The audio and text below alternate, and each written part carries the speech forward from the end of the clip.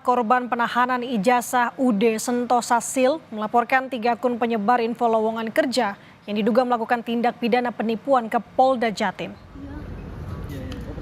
Pelapor ditemani kuasa hukum membawa sejumlah barang bukti termasuk unggahan beberapa akun penyebar lowongan kerja yang sudah dicetak. Korban melaporkan 3 akun yang dimiliki Diana Janhua serta melaporkan salah satu manajemen UD Sentosa Sil yaitu Veronica terkait dugaan penipuan dan penggelapan.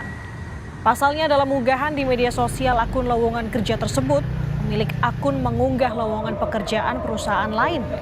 Namun saat karyawan melamar justru tertuju ke UD Sentosa Sil di Margomulyo.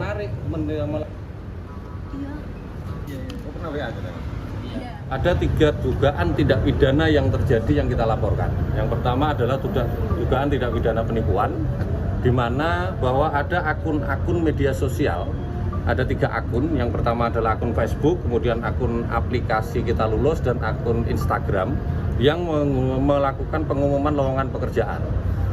Yang kedua adalah tindak pidana penggelapan. Dari teman-teman yang sudah melamar ke Margomulyo itu, kemudian dia diminta untuk menyerahkan ijazah atau kalau tidak ada dengan uang pengganti 2 juta. Nah, setelah teman-teman resign, yang harusnya ijazah itu dikembalikan, tapi sampai hari ini tidak dikembalikan.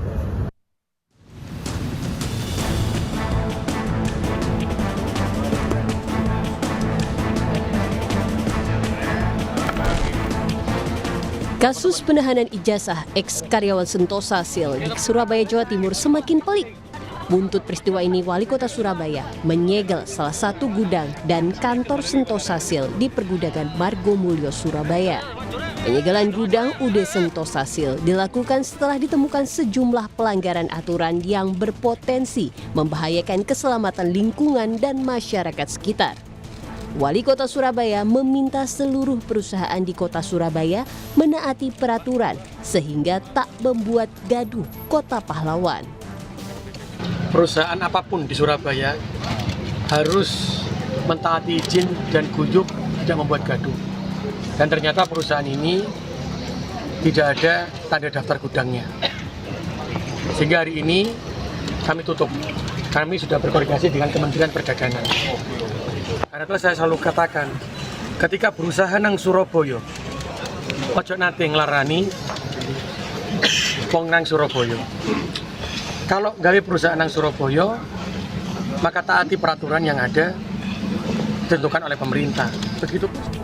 Sebelumnya, Wakil Menteri Tenaga Kerja Emmanuel Ebenezer telah melakukan sidak ke gudang perusahaan yang menahan ijazah karyawan.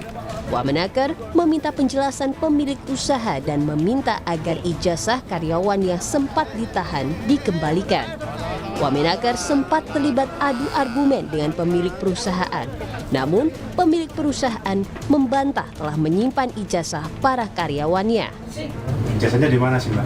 Orang kita cuma minta pulangin ijazahnya, Bu. Nggak minta apa-apa, nggak minta duit. Udah kasih aja. Saya nggak nahan, Bang. Saya nggak tahu, Pak. Lu kan nggak tahu, ini orang ngasih ke sini. Bu Vero memang menerima itu? Enggak. Itu tuh yang Bu Vero menerima ijazah dari karyawan-karyawan ini enggak? Wah, enggak. Tidak ya. Ini ada rekaman ya. Bu Vero tidak kenal nggak sama yang ini belakang. Saya kenal. Nanti pernah ketemu? Kenal. Menerima ijazah dari yang bersangkutan? Menerima ijazah dari Ijazahnya yang bersangkutan. ini siapa namanya? Dan SKCK.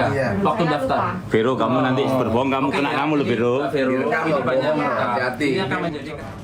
Saat ini sudah ada 44 korban penahanan ijazah UD Sentosa Sil yang melapor ke polisi. Melalui kuasa hukum, para korban juga telah melaporkan perusahaan kepada polisi atas dugaan penipuan dan penggelapan. Tim Liputan, Kompas TV.